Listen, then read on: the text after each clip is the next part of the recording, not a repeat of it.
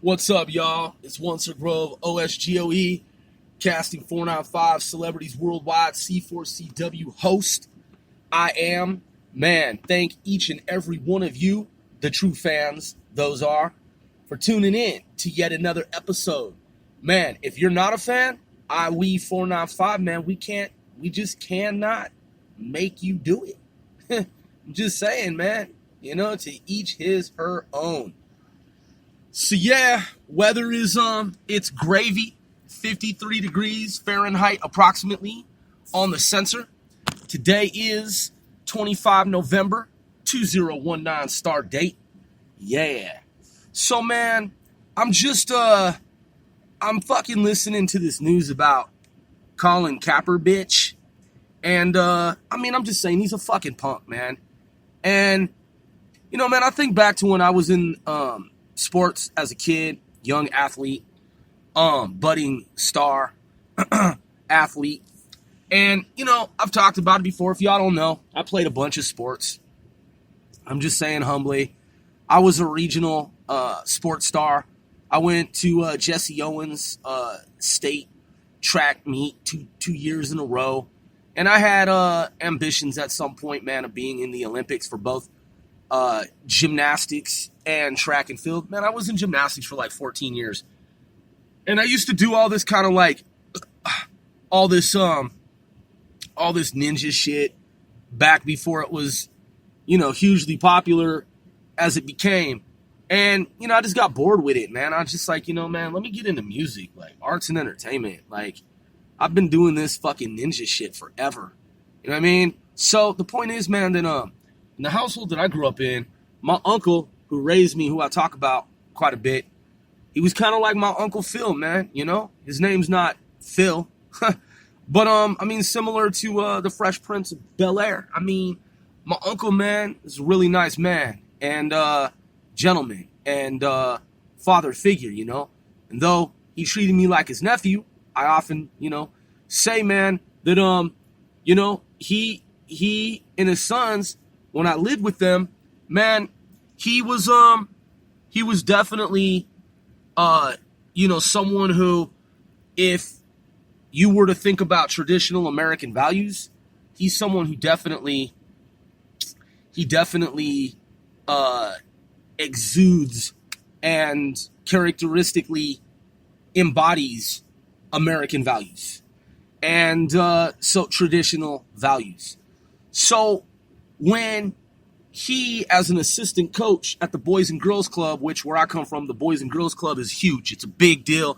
Doesn't matter if you're rich, poor, somewhere in between. The Boys and Girls Club, man, is where kids went. Like, it would be unusual for you to be a child and not be at the Boys and Girls Club. During those years, at those times of your life, man.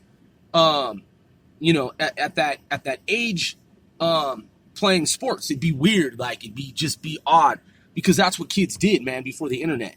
Where I'm from, the town that I'm from, it was like every kid, boy, girl, pretty much played sports. I'm from a small town, man, and that's the tradition, or at least it used to be. So my uncle is an assistant coach.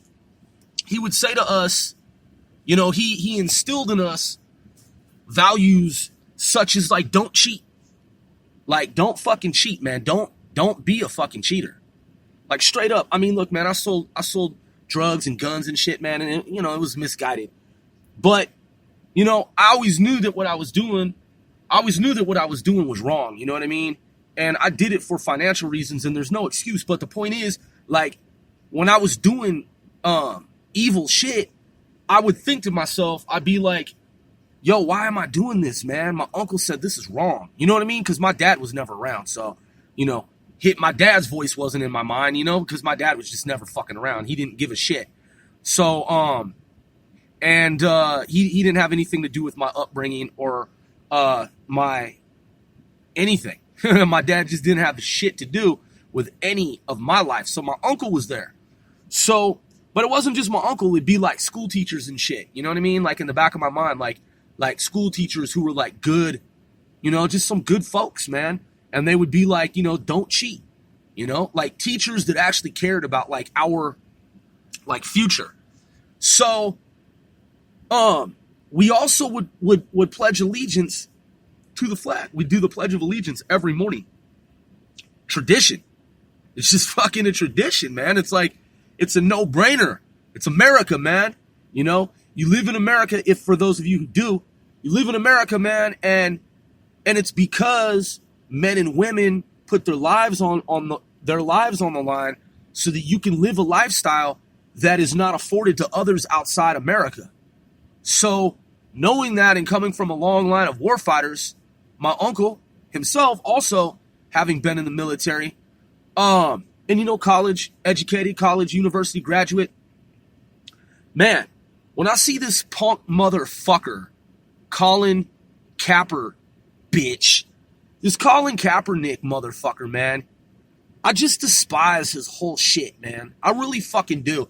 You know why? Because, man, if there were someone from my childhood who behaved that way, as anti-establishment as we were when we were outlaws, selling drugs, selling guns, racketeering back in the 1900s, I'm just saying, man, like, back in the day, right? Even the folks that I know from my town doing the shit that they were doing, man, we all played sports together. And it would be unconscionable, man. It would be unfucking heard of for someone to not pledge allegiance to the flag of the United States of America and to the republic for which it stands. One nation under God. You know what I'm saying? Like, if someone from my fucking town who I grew up with, man, did not salute the flag, it would just be fucking despicable, man. And for someone to take a knee, I mean, it's like, fucking really, bitch? Are you fucking serious, you fucking communist dick-sucking punk? I mean, really fucking seriously, man? This Kaepernick fucking punk, un-American, man, in my book. That's some un-American shit. And you know what? I lived in Oakland area as well. I lived 5 minutes outside of Oakland, man, in Alameda County, California. And I used to skateboard into Oakland. At the height of the police gang drug crack wars. At the height of that shit. Listen to all kinds of revolutionary black militant shit. Okay? I listened to it. I read it, read the literature. Man, I would never not salute. Okay? The flag, pledge allegiance. I would never not. I would never motherfucking take a knee for some social activism shit during an NFL game if I were an NFL player. Man, Colin Kaepernick is a fucking punk, man, for real. Seriously, like that dude struck a fucking nerve with me, man. And I've been quiet about it, man, for a while. I've said some shit about it. But you know what, man? This dude thinks he's fucking cool. He thinks that he stands for some shit and that the shit that he's doing means some shit. It doesn't mean any fucking thing to me. If you're against, look, man, no one was taking a knee for us when we were getting beat up by police officers who were crooked when I was a kid. And listen, and even then, if someone had taken a knee, even when we were getting beat down by the police on a daily basis, walking through our neighborhood and shit, just being young kids and young, adults, like youth, man, if Colin Kaepernick, fucking piece of shit ass bitch motherfucker, took a knee on TV even back then, I'd be like, who the fuck is this bitch? Straight up, who the fuck is this dick sucking fucking punk? Man, that shit don't mean anything to me, man. Whatever he says that he represents and he claims, man, this and that Betsy Ross, shoe debacle, man, that shit pissed me the fuck off, man. And I'm never gonna forget that shit. And fuck Nike too, man. I used to rock Nike. You can see my images, on Google from my music career and shit that I've done, man. And I've often rocked Nike because I was a track star, So I've always rode with Nike. But you know what, man? Fuck the Nike company, straight up, man. Their love for fucking for commies and communist socialists like Kaepernick, man, they went overboard, man. They took the shit too far. And you know what, man? Fuck Nike, man. I'm looking for alternatives to Nike, straight up. And Colin Kaepernick, man, their infatuation. I mean, it's obvious that there's somebody at Nike who is in love with Colin Kaepernick, and they will suck his dick and do whatever the fuck he tells them to do because he's their hero. And you know what that's resulted in? You know what that's resulted in? My despising Nike. Yeah, fuck Nike, man, and fuck Colin Kaepernick, man. They're all fucking un-American, dick-sucking fucking communists in my book. And I'm one Sir Grove.